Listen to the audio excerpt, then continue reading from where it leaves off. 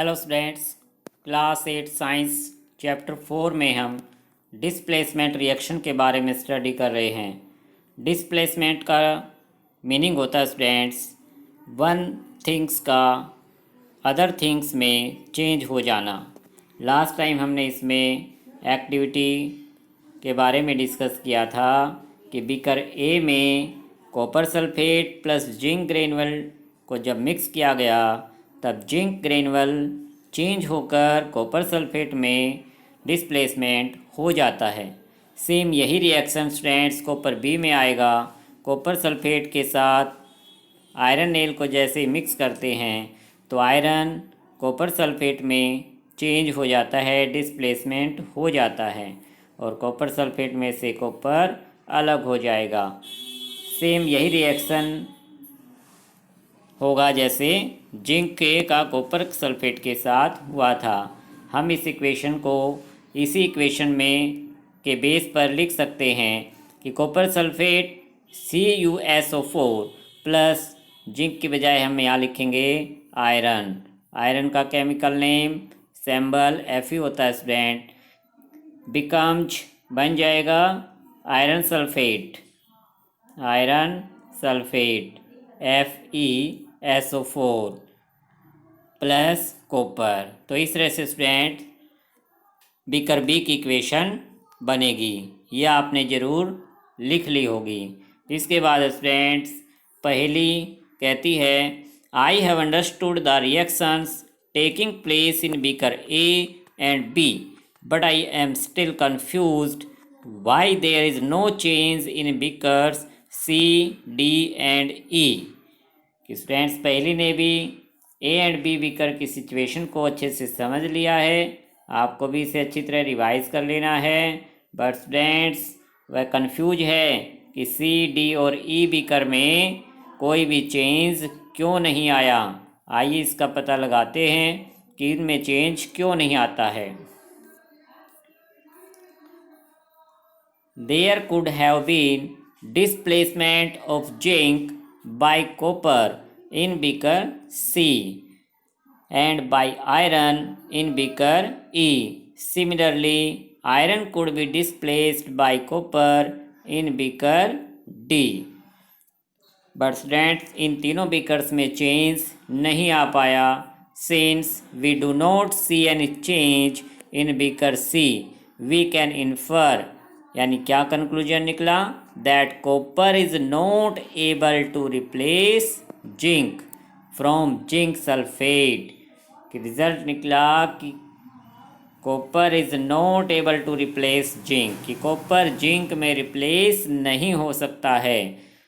But why, but इसका students reason क्या है, इसी रीजन को हमें फाइंड करना है अब कि when zinc can replace copper in beaker A why can not copper replace zinc in beaker C.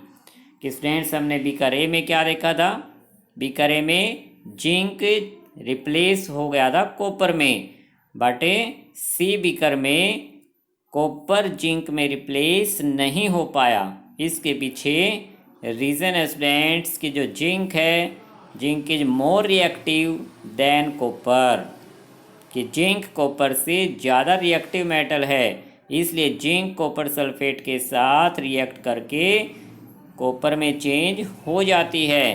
But students copper is less reactive than zinc, कि कॉपर जिंक से लेस रिएक्टिव है, इसलिए कॉपर जिंक में change नहीं हो पाती। Remember that science is arbitrary, कि science students arbitrary नहीं है। साइंस इज नॉट आर्बिट्रेरी, कि अपनी इच्छा पर नहीं चलती, अपने साइंस के अपने रूल होते हैं। It follows definite rules based on facts, कि साइंस में हम देखेंगे कि रूल के बेस पर ही कोई ना कोई बात होती है। And the rule here is that zinc is more reactive than copper, कि आपको इस बात को याद रखना है कि zinc is a more reactive than copper and iron. A more reactive metal can replace a less reactive metal but a less reactive one cannot replace a more reactive metal। कि स्टूडेंट्स मोर रिएक्टिव जो metal है वो less reactive metal में change हो जाती है, but less reactive can not replace more reactive metal, more reactive में change नहीं हो पाती। इसीलिए स्टूडेंट्स जिंक कॉपर से मोर रिएक्टिव थी, इसलिए बीकर ए में चेंज हो गई, और आयरन भी कॉपर से मोर रिएक्टिव है, इसलिए आयरन कॉपर में चेंज हो गया बीकर बी में, बट बीकर सी, डी और ई में कोई चेंज नहीं आया। Now you can understand why there is are no displacement reaction in beaker D and E also. Can you guess the sequence of metals from more reactive to less reactive among zinc, iron and copper. Students अगर आपने इस बात को अच्छे से समझ लिया है तो आपको इनको सीक्वेंस में लगाना है कि जिंक, आयरन एंड कॉपर में से मोर रिएक्टिव कौन सी है। कि फर्स्ट नंबर पे सबसे ज़्यादा रिएक्टिव मेटल का नाम लिखेंगे, उसके बाद उससे कम रिएक्टिव, उसके बाद उससे कम रिएक्टिव मेटल का नाम, इनको हमने सीक्वेंस में लगाना है। तो आप इस वीडियो को फिर से समझ के चैप्टर को रीड करके इनको सीक्वेंस में लगाना। और नेक्स्ट टाइम स्टूडेंट्स हम स्टडी करेंगे uses of metals and non metals, इसको भी आपने एक बार रीड कर लेना है।